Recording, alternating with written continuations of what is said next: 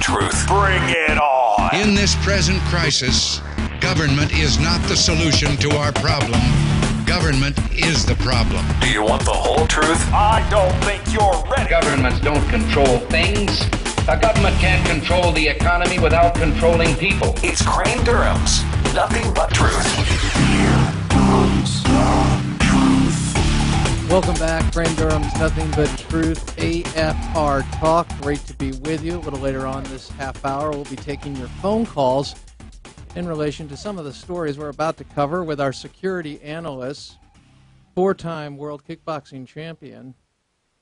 And, well, I could mention the fact that he has worked with Super Bowl professional football teams. He has trained Chuck Norris's black belts. He's advised on numerous movies. He's been a bodyguard. He's a security analyst. He's an author. He's also a friend and a man who's had a major impact on my life. His name, Earnest Hart Jr. Welcome back, Mr. Hart. How are you, sir? Fine. How are you doing today? I'm doing well. And I've got some concerns. There's been a lot of speculation lately about unrest, possible unrest. And we've also seen with the latest lockdowns and on college campuses, as well as the airport shooting at LAX, we see that things can turn upside down pretty quickly. My question to you as a security analyst is, are you getting more people coming to you saying, hey, I'm concerned about what's going on out there? And if so, what do you tell them? Well, as you know, our society as a whole, we have been changing little by little over the years, and we've always had violence in different ways. And for a long time, because we're the greatest country in the world, no doubt about it, we've been able to handle it and keep it at bay. There's always going to be a percentage of people that are bad. But now things are changing now, because of what is the economy, this unrest overall, people changing. With all the advances we have, we also have things that get people in uproar. And I think part of it is what we have to do, man. The people are beginning to not be in denial now. They begin to say, hey, there is a problem. We have to deal with it. So that's where we are right now with that. Well, how do you deal with, is there something that we should know? If we are in a public place and someone starts a shooting, is there some steps we should know about first and foremost, things that we can do that may end up saving our lives? Again, like I said, what we're doing now, it used to be we kind of knew how to stay out of the bad place, not go to bad parties, bad neighborhoods. And now, of course, look what happened at the airport last week and happened in malls, things of that nature. The game has changed. And what people have to do now is start planning and facing the facts that, yes, we are in these times, and we do have to get ourselves prepared for this. And that's what I do have. I've had people come to me now and say, how do I get my family and myself prepared in the event of something going like this? And you have to train. You have to train yourself. And, of course, we have what you call the fight, flight, or freeze. You have to train your way of looking at things and say, hey, have a plan, and then, do that, do what you have to do to get away, but at the same time, learn how to stay cool and calm under pressure. That takes training. Tell me, when you walk into, to have a plan, does that mean we should, if we walk into an airport, a restaurant, a school, whatever it may be, we should always, as the adults, know where the exits are? I mean, because when I talked about this, I've talked about this with friends at times, and they now are changing their tune, mind you, like you mentioned, but I would always know where the exits were. I always would know how to get out of there as quickly as possible. Now, is that something that you would advise people to do? Is that, or is that just you're living paranoid? You're looking around, you're wondering, or is that a step that you should take? No, you're right. That is you know how we've trained. I trained you, yes, and people think that's not paranoia. You think about how you drive. When we first learn how to drive, we consciously look at how to make the right turns, look at cars ahead of us and all that. Now you drive without thinking about it. That same thing applies to your safety training. And again, it's about the awareness of what's going on around you. You're not paranoid, but you just see certain things that are going on that are cues to keep you out of trouble. And if you see it, you deal with it instead of being in the denial stage where most people are, they see something, they can't believe it's happening because they didn't train themselves to deal with it. You make some, you react to it and give yourself several ways of dealing with that situation. Not only you, though, but also the youngsters, the kids at school, things of that nature. They have to be taught also. Mm-hmm. Yeah, speaking of kids at school, and I know it's much more dramatic than what we see as schoolyard bullying, but the Miami Dolphins, Richie Incognito, a player for the Miami Dolphins, was allegedly harassing another player, and there's evidence, obviously, of him being a bigot. He could be part of the moron patrol, as I oftentimes call people who are racist or bigoted in a hateful way. Bottom line, here's a football team, and rookies on a professional football team oftentimes go through what is called hazing. I'm using quotes behind that. This went over the line. The player in question was not a rookie anymore, and he felt his security was in jeopardy. I would call this a case of, for lack of a better term, adult bullying. Does that exist a lot, and we just don't know? I mean, do adults get bullied?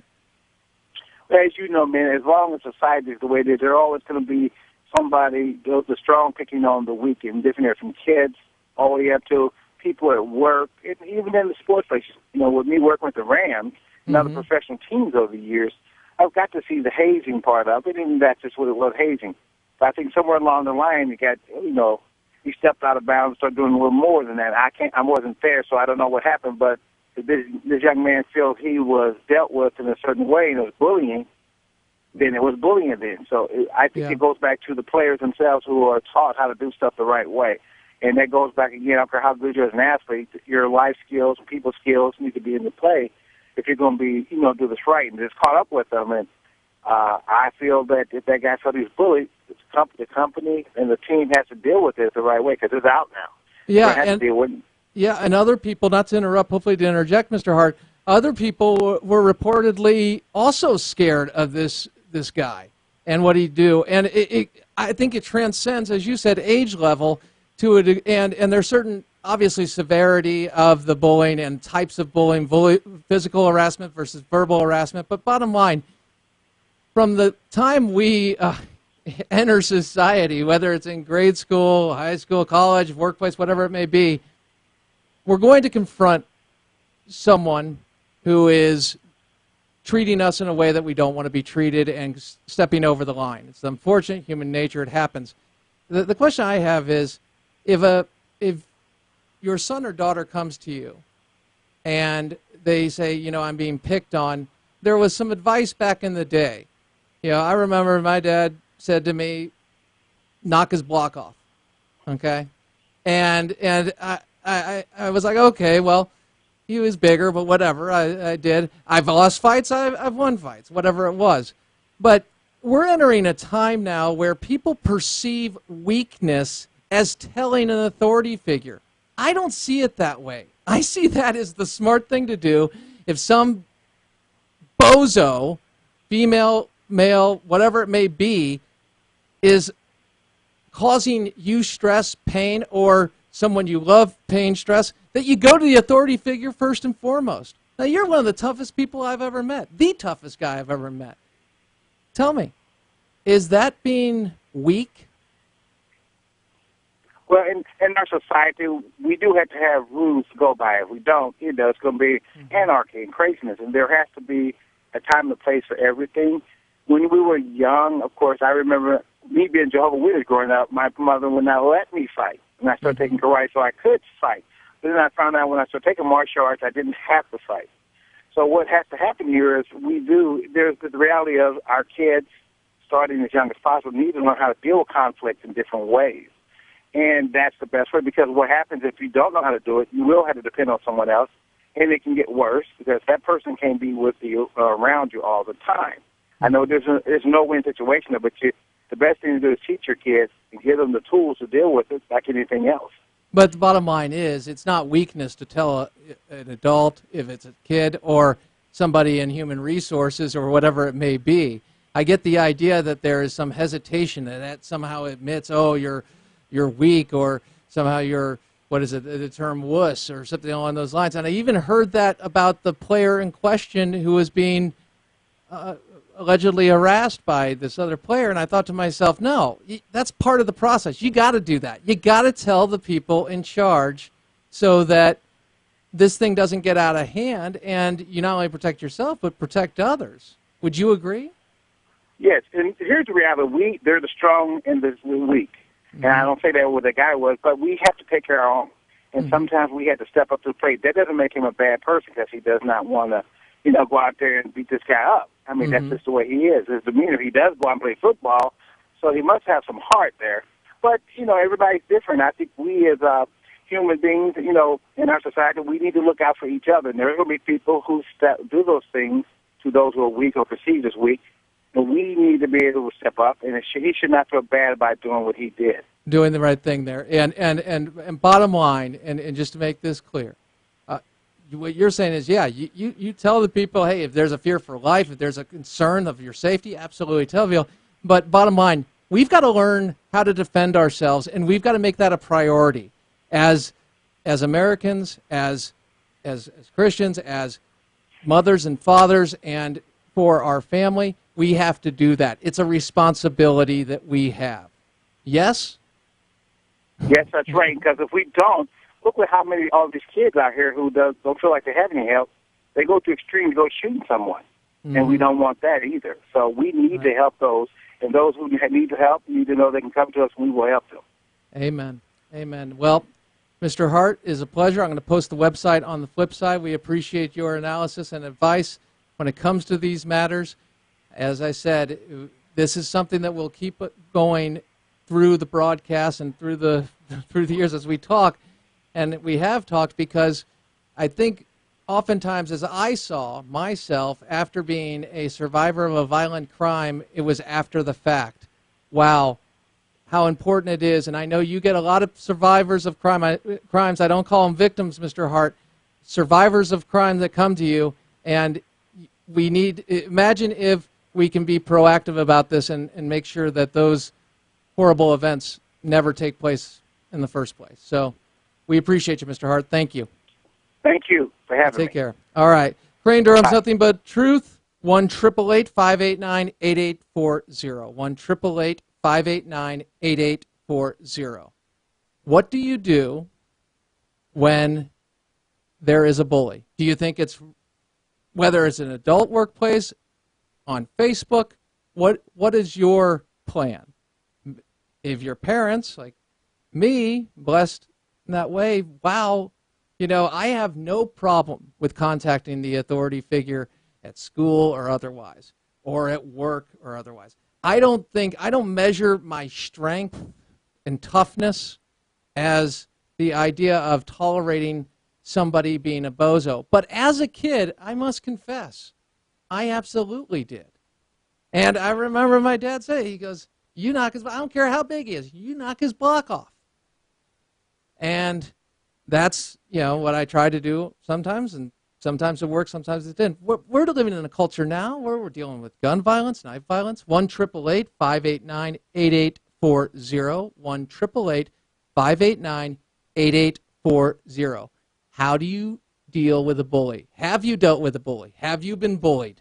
What has been your experience on this? 888-589-8840. It's something that I've read some stories here about the potential for riots. These situations in an airport or at a school. Now, we already see things that we're seeing a society and a federal government that they're advocates to disarm us and disarm the individual. There's a lot going on here. But if you know there's a problem and a concern, how do you deal with it? 1-888-589-8840. As the phones light up, as soon as you're posted, I'll put you on. Yeah. And when I was actually a survivor of that, what was I guess I'll call it an assault, the the fact was, as a guy, I thought I knew how to defend myself. I didn't. I did not. And that is something that I think is something like anything else. It's something that you put in. It's a staple in the diet of being a parent. It's being, as well as being a friend. It's something that you highlight. But bullying's not going away. So how do you deal with it? Stephen, welcome. Your thoughts on bullying and how to deal with it. Well, I guess as far as bullying, I'm kind of like you. When I was coming up, I'm 36 years old. When I was growing up, hey, I come home, my mom say, hey, someone's picking on me. Hey, and someone hit me. Did you hit him back?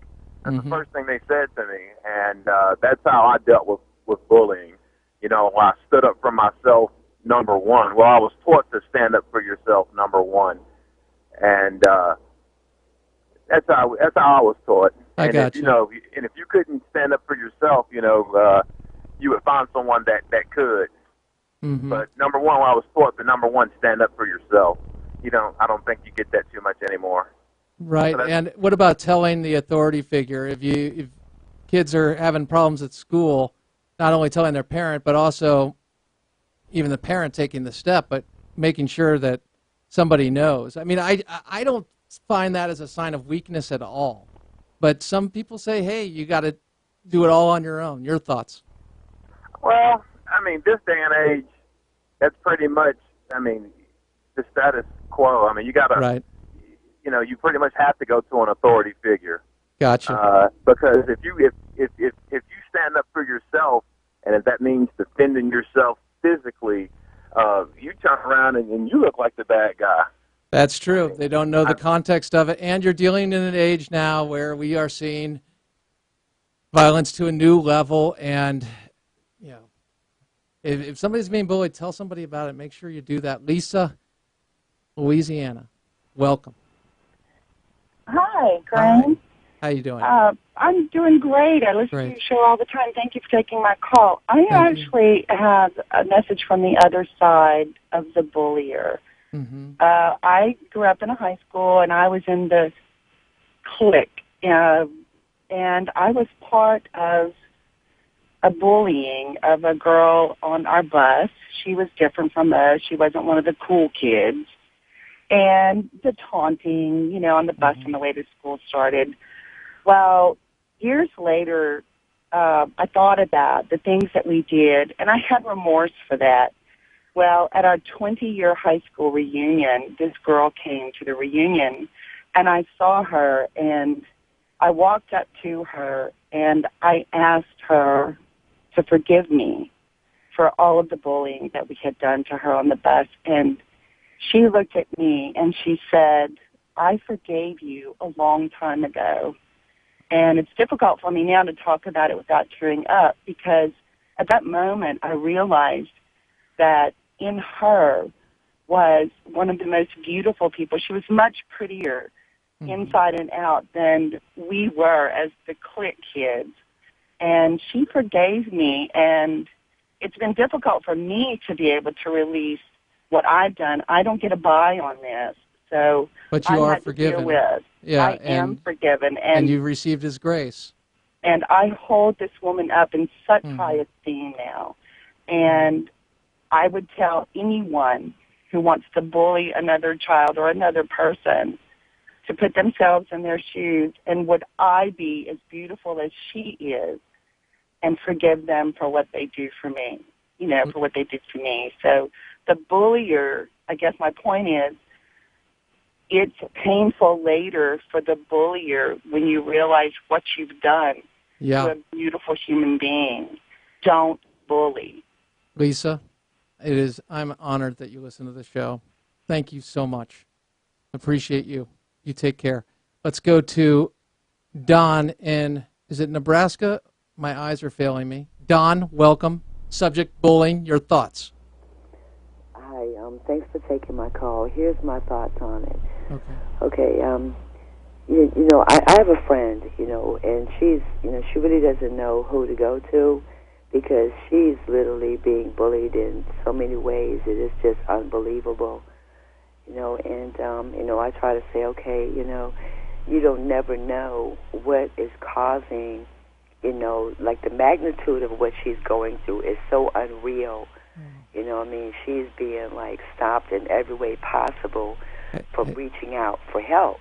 Her life is being made like a living hell. Literally a living. Have you worked to find her help, and is she going to actively pursue that? And can you help that? Go ahead. Well, actually, yes, I have. But I see that the things that she's dealing with. She's really afraid to go to anybody because of the magnitude, of what she's going through. She feels like her identity has been stolen. She feels like, any way that she turns, the odds are against her, because she doesn't know, the right. So what are you suggesting for her to do? Well, I guess my suggestion would be, since, I'm kind of nervous right now because I know I'm on air, and I really don't want to be on air. So okay, all right. No, but it's okay, though. It's okay. All right. But this, I know that thousands of people listen to you, and I think you're an awesome person. I've listened to you for a long time, and you're very wise, but I'm going to say something on her behalf, to all of your listeners that are listening. Stop and think about what you're doing to the next person, because this world is becoming so morally corrupt. I gotcha, and we're going to have to leave it there just because of time, but I agreed. And also, if you do see somebody being hurt, you can speak up and get to someone, be it the police and authorities. Otherwise, I'm sorry that we're up against the break and time, and prayer goes out to those who are being hurt. Just to wrap up, one thing is hazing. I'm not a fan of it, never have been. I don't think you trust people with that kind of power because it inevitably gets out of control. There was a situation in my experience where people were being hazed, and it was all part of the thing to go and do, and it went on year after year, and it ended up somebody was severely injured by it, and it was just boys being boys or whatever it is. I don't trust hazing. I fundamentally.